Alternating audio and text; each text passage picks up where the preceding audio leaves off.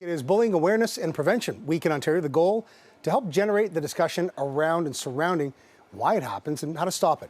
Tania DaSilva is the clinical director at Behaviour Matters and joins me now with some of the strategies that she's employing. Tania, always a pleasure. Thanks for being here. Thanks for having me. You know, bullying, we talk about this a lot. You're here for kids' mental health awareness as well. It's been around forever, right? But it's kind of an arms race now, right, with the digital component. Exactly. Is social media winning here?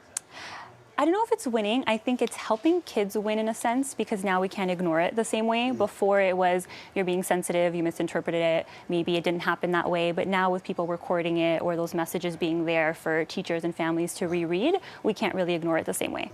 And it's a paradox, isn't it? Social media, we've never been more connected, we've never been more isolated, all at the same time. And, you know, it rates people, right? Likes and followers and views. It's tough enough being a young person trying to find your clique and your place in the world, but when you've got that pressure to identify yourself and to rate, that can be the genesis of all this. Exactly. Well, and I think with social media, they're doing a lot of really good things, like removing the likes and trying to eliminate some of that to help with the bullying. But it's still happening. Kids are still like, I'm seeing people post at a party that I purposely wasn't invited to, or there's the subtweeting and all these things that you know are targeted at you. So it is another layer now to that bullying. I mean, there's the physical stuff, and then there's the psychological. The psychological scars can be just as bad, right? Oh, absolutely. We see that in parents all the time where their kids are being bullied and the parents are still reliving their own scars from when they were bullied, right? Wow. So the physical stuff goes, but the psychological, that stays. And the thing with, you know, cyberbullying, it's shaming in such a different way, because once it's out there forever, right? It may go away for a while, but it can come back and kind of re-offend. Yeah, it always comes back up. And even if it's gone, like, I mean, schools try their best where they're like, everyone delete it off your phone, everybody remove it. But people still keep copies. We have it in our office where kids are like, you know what, it was supposed to be removed, but people still have it. Yeah.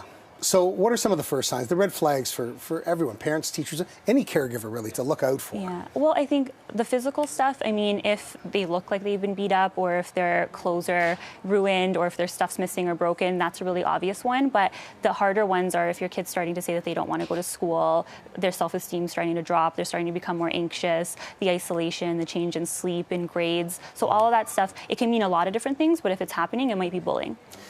Mental health issues, the rates for kids are climbing pretty high. Where do they rate when you compare to other demographics? For kids versus? Versus teens, tweens, 20s, 30s, 40s, Well, 50s. I think in terms of bullying, it's definitely on the rise for kids because of how active they are with social media. So, I mean, there's TikTok, there's Instagram, there's so many different things. So adults, I mean, we're on it as well, but we're not on it as often. So there's more ways to kind of get to each other and, you know, make people feel isolated. So I think it is definitely rising more in children. I think as adults, we're also a lot more aware and there's things that are put in place to kind of keep us from bullying or treating people a certain way. With kids, it's a little harder because we don't know what the next social media trend is. We don't know what the next thing is. You know, and these are tough topics to broach with a young person. Like, even if you see, and if it's someone under your care, when do you know if it's time for you to jump in and take the initiative and start the conversation, or maybe just sit back and let them come to me for help? So we always tell parents, and we do the same thing, we should always be starting the conversation. So you want to create that space, not even just to talk about bullying, but anything, where it's like, you can come and we could talk about feelings, things that are hard, things that are embarrassing or difficult, and this is the space to do it. We also like to kind of refocus on the awareness piece. So a lot of kids, they don't really even understand what bullying is. So we go into, you know, the power struggle, the repetition of it, what the different roles are that kids play. Are you being bullied? Are you the person that's bullying? Are you observing? Are you reinforcing? Are you defending? Like, there's so many different roles, right? And it's important that you mention that, because this conversation is important for the kids that do it too. Oh, absolutely. That are the bullies. They need to know that it's not cool. Well, and there's the other side of that. Like, we work with a lot of those kids that are coming to us because of behaviors, and once we kind of dig deep enough, they're also insecure, or their self-esteem is low. They're projecting, right? Learned their behavior. Exactly. Tania, you have a great chat. Thank you so much. Appreciate your time.